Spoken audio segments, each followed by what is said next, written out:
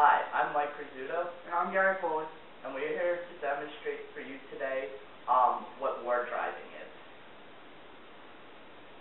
Wardriving is the act of getting in a vehicle with a laptop or other wireless device and finding unsecure wireless access points. To do this, you need a few simple tools, and we will show you how easy this is to do.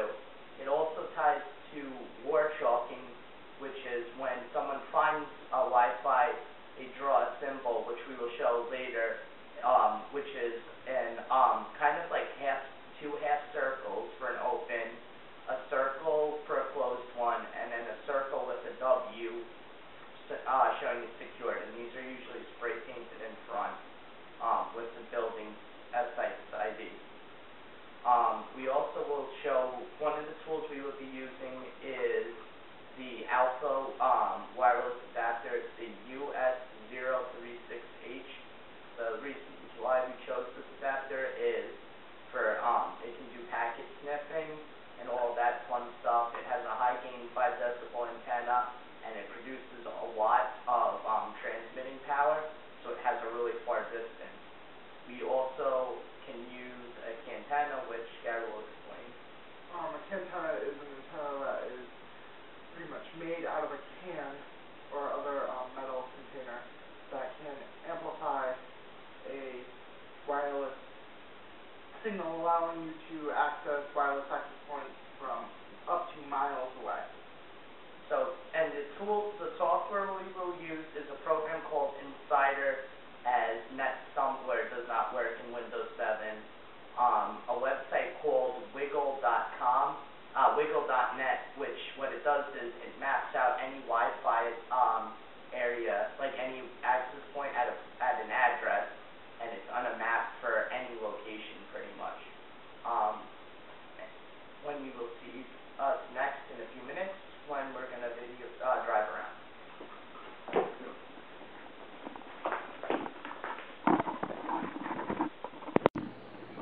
Alright guys, we are back, and we're gonna and we're gonna start driving around. On my laptop right now, I set up the we have inSSIDer running, which is the new NetStumbler for Windows 7.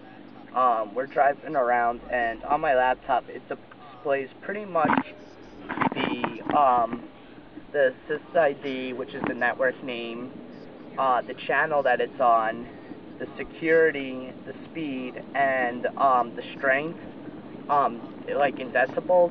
The whole point of actually inSSIDer is to actually see why your Wi-Fi is running like slow, to find different channels.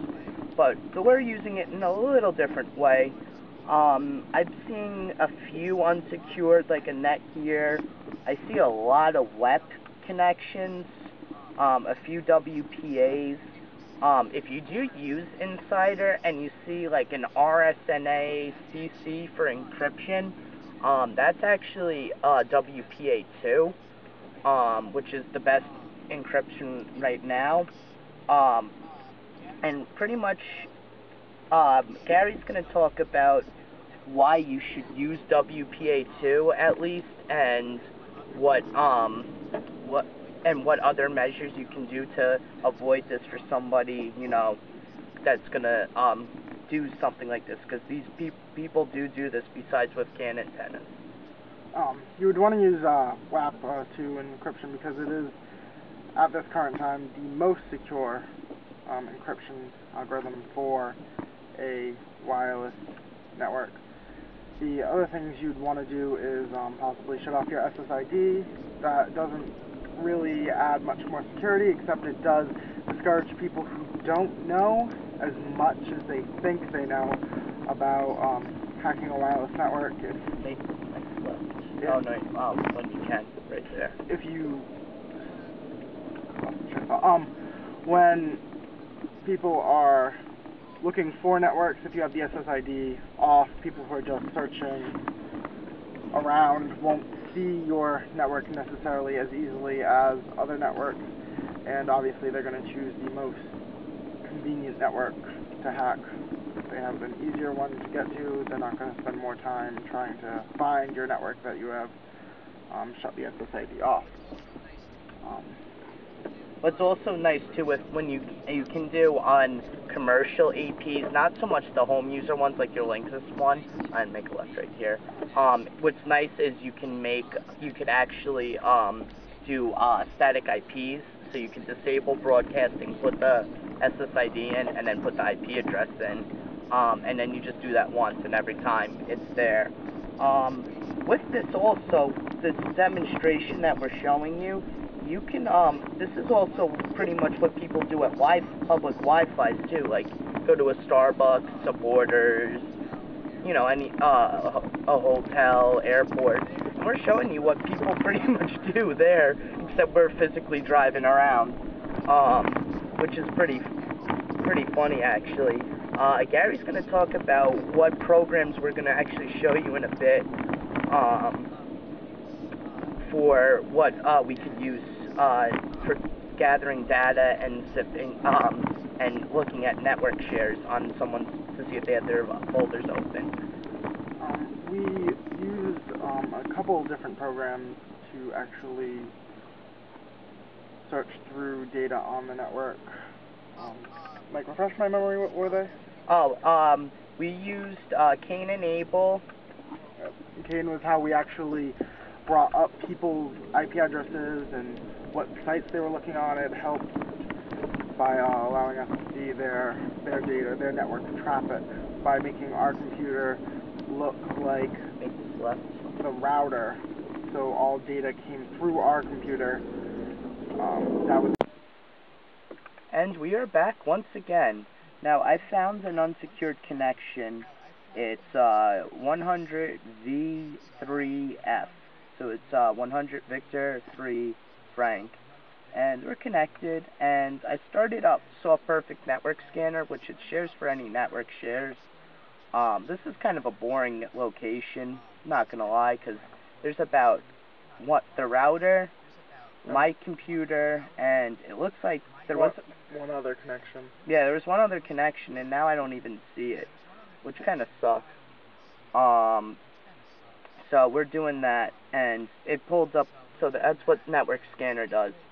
And then we can, I could sniff Kane, using Kane, and see what I might find. It's pretty easy to use Kane Enable.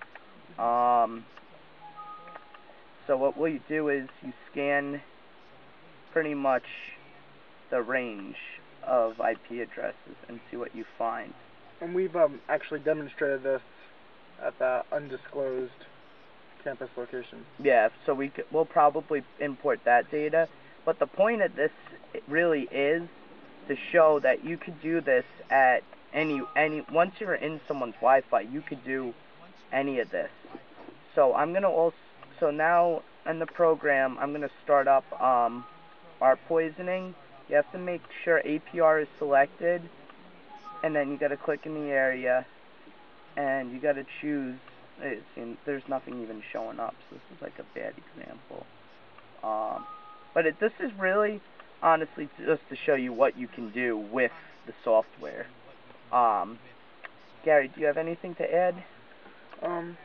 Just pretty much if you, to help increase your defense, another thing you could do is MAC filtering, allowing only certain MAC addresses access to your Wi-Fi access point.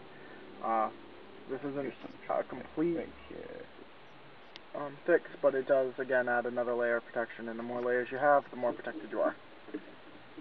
Yeah, so just a quick recap of pretty much what we did and talked about and everything. Wardriving is a lot of fun. Yeah. You could look for open, unsecured, or encrypted wireless networks. Also, with Wardriving, you could also drive around and break WEP encryption. As you saw in inSSIDer, there's a lot of WEP. WEP is really easy to break.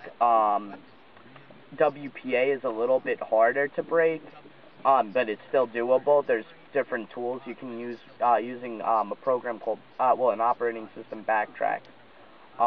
We went over war chalking, which is pretty much the different symbols. that Yep. you would see. Which would be a hacker that had already found a unencrypted network or found an encrypted network. That what they do is they pretty much label it for other hackers to be able to just find it, or anyone who knows about wire tracking to find that location without having to go through what me and Mike went through today. Yes, and what I'm showing right now is actually pretty much our area where we are, and really show like how powerful using Wiggle.net it is to with Wardriving, what you can do and see. And pretty much the last part we'll leave you with is to make sure you use WPA2 encryption with AES, not TKIP, because TKIP, that algorithm's been cracked. MAC filtering, disable broadcast. If you're using a commercial AP, using the static IP address, and always remember to change the admin password to your router. There's a list online that you can get. I mean, you could Google any manufacturer and you'll get the default passwords, and that's what people do. And then it gives them complete access to change and block you out of your own configuration. Yeah. And as you can see on Wiggle.net, we have quite a few. Quite a lot of SSIDs. I hope this was informative, and yeah, thanks.